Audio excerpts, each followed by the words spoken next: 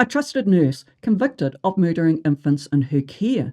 But what happens if the very testimony that sealed Lucy Letby's fate might now unravel her conviction?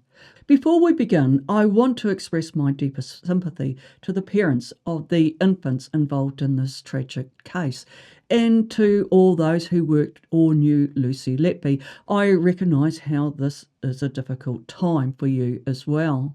Finally, I want to thank all you for your comments, and please keep them coming and keep the conversation going because justice matters. One of the most crucial aspects of this case was the expert testimony provided by Dr. Evans. His dual role as both an investigator and an expert witness raised significant concerns about the potential for a conflict of interest and bias in his testimony. And that's what we're going to look at today.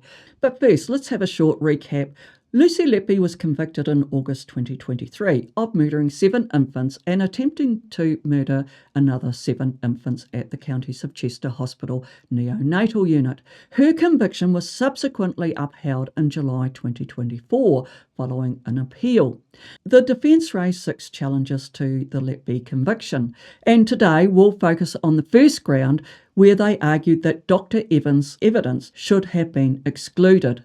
But this isn't just about Dr. Evans, it's about the whole system of how expert testimony is used. And trust me, it gets even more troubling as we move through this case. In arguing to have Dr. Evans' evidence thrown out, the defence presented 2 main arguments. First, the defence argued that Dr. Evans had a conflict of interest because he was involved in both the investigation and the subsequent trial.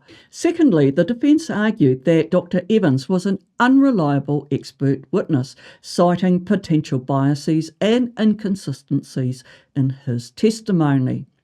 I want to make it clear to you that this isn't just about Lucy Letby's guilt or innocence. It's about the integrity of the justice system itself, how evidence is collected, how expert testimony is assessed, and ultimately how justice is administered. Let's return to the start of this case, where in April 2017, senior doctors from the unit first made contact with the police. There were meetings with the police and the consultants, and on April 27, 2017 and 15 May 2017, the police investigation started. But before this, the Counties of Chester Hospital undertook a formal review of the cases and suspended Lucy Letby from all nursing duties. Next, the police asked Dr. Evans, a retired consultant paediatrician, to review clinical records of the babies in the unit who had died or collapsed suddenly. And then he was asked by the police to analyse each infant's collapse and to determine the likely causes. In effect, this meant that Dr. Evans was a lead expert during the investigation and as such advised the police that they should seek further expert advice from other fields. And it should be noted here that Dr. Evans' work was reviewed by a second expert, Dr. Bohan, a consultant neonatologist. But I think to ensure greater independence here, the police ought to have sought expert opinions from sources not recommended by Dr. Evans, even if it meant consulting experts from overseas. This would have created more distance between the investigation and the expert testimony subsequently given in court. But this didn't happen, and I think Dr. Evans' testimony could have far-reaching consequences, and I'll tell you why at the end. In defending Letby, Ben Myers challenged the credibility of Dr. Evans' evidence. So the defence argued that Dr. Evans was too involved in both roles, leading the investigation on one hand and testifying on the other. And this, they argued, could lead to biased expert testimony. And I think this is a huge concern for the fairness of the justice system. Myers also argued that Dr. Evans showed a potential bias and inconsistency in his testimony and gave examples where his conclusions seemed emotionally charged or even speculative. What do you think? Where do the lines lie between an investigator and a medical expert witness? And what did the court think? You might be surprised by their answer.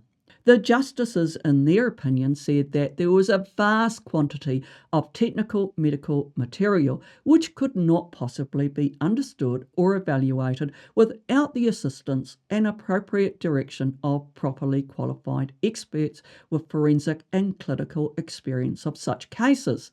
In other words, the court thought that Dr. Evans' expertise was essential for understanding and analysing complicated medical cases.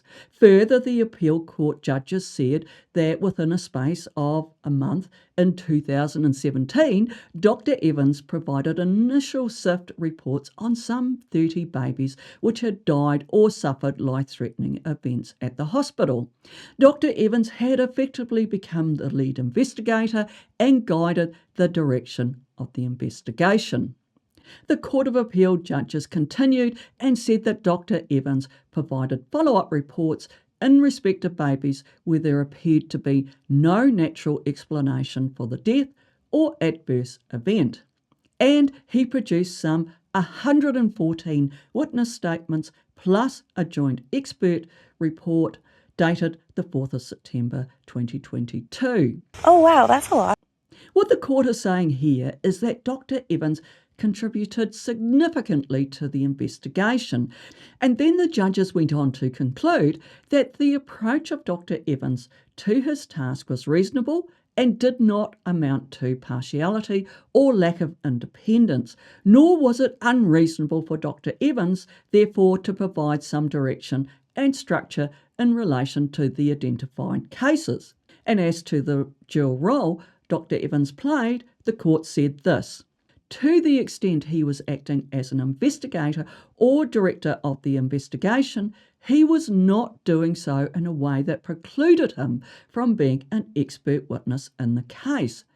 But can we really trust the objectivity of someone who's been involved in a case from the very beginning? There's a real danger in having dual roles in a case. The defence argued that Dr. Evans' dual role as both an investigator and expert witness blurred crucial lines, making his evidence controversial. They questioned whether someone could remain truly objective when they played such a significant role in shaping the investigation. Dr. Evans' involvement in the investigation not only compromised his independence at trial, but likely rendered his testimony unreliable. Therefore, Dr. Evans' extensive involvement in both the investigation and at the trial compromised his objectivity, potentially leading to a biased expert opinion. This, they believe, could unfairly influence the outcome of the case against Letby. And that's a huge concern for the fairness of the Letby trial and for the justice system itself. But that's not the full story, because it gets even more complicated when we consider that in a totally unrelated case, which I understand was a civil matter, Lord Justice Jackson said, finally and of greatest concern, Dr. Evans makes no effort to provide a balanced opinion. He either knows what his professional colleagues have concluded and disregards it, or he has not taken steps to inform himself of their views. Either approach amounts to a breach of proper professional conduct. Further, Justice Jackson said that no attempt has been made by Dr. Evans to engage with the full range of medical information or the powerful contradictory indicators. Instead, the report has the hallmarks of an exercise working out an explanation that exculpates the applicant. From Justice Jackson's standpoint, Dr. Evans has written a report to excuse the applicant's behaviour rather than making a fair and balanced assessment, and that is a significant problem, not just for that case, but for other cases that Dr. Evans has been involved in. Justice Jackson ended his report by saying that Dr. Evans provided tendentious and partisan expressions of opinion that are outside Dr. Evans' professional competence and have no place in a reputable expert report. I'm so sorry, man. And what Justice Jackson is saying here is that Dr. Evans' opinions were biased. They favoured one side of the issue unfairly. They were partisan in that they were strongly influenced by a particular group or viewpoint, and the opinions that he expressed was outside of his area of expertise. In other words, he just wasn't qualified to give such opinions on this subject. And therefore, these opinions, according to Justice Jackson, were not suitable for a serious and reliable report. When an expert is called to testify in court or they're asked to provide a written report or summary, they must demonstrate that their evidence meets the standard expected of professionals in their field. And clearly this did not happen. The defence then invited the judge to exclude the evidence of Dr. Evans on the grounds that it had failed to meet the standard for expert evidence. Further, the defence submitted that Dr. Evans' evidence had such an adverse effect upon the fairness of the proceedings that any further evidence from him should be excluded pursuant to Section 78 of the Police and Criminal Evidence Act. Put simply, the court has the power to decide whether to allow or reject evidence, and in doing so, it will consider how the evidence was gathered, including any potential problems or wrongdoing. Further, the court will also evaluate whether admitting the evidence could fairly harm the defendant or even the prosecution. Now, in this appeal, there was no jury involved, but imagine for a moment if you were on the jury hearing these arguments, would you have doubts about the reliability of the expert witness here, Dr. Evans? Well, it's probably not going to come as a surprise to you. The court had an entirely different view. The report, they said, was not an expert report prepared for the court or a witness statement. It was a letter to the solicitor in a care case and had been used by the solicitor for the application for permission to appeal without his knowledge or consent. But if you look at this case overall, does Dr. Evans have a clear conflict of interest, and where does this leave Lucy Letby's conviction? Well, the first implication, of course, is that this may be a wrongful conviction because Lucy Letby didn't get a fair trial. But I just want to point out that she may well be guilty of the crimes that she has been found to have committed in the first trial. But that does not take away the fact that she has not received a fair trial here. And this is where things take a bit of a shocking turn, because this case might affect more than just Lucy Letby. Because if Dr. Evans' expert testimony is found wanting in this trial, then that raises the issue of the reliability of his testimony in other cases. And that raises the question whether other cases may have to be reheard if the Letby conviction is overturned on Dr. Evans' evidence. This case could change how expert testimony is handled for years to come. What do you think needs to happen to ensure fairness in trials like these? How do we stop potential bias from slipping into our justice system? Let's discuss that in the comments. If today's video gave you new insights, hit the like button and subscribe. Let's keep this crucial conversation going. But for now, take care.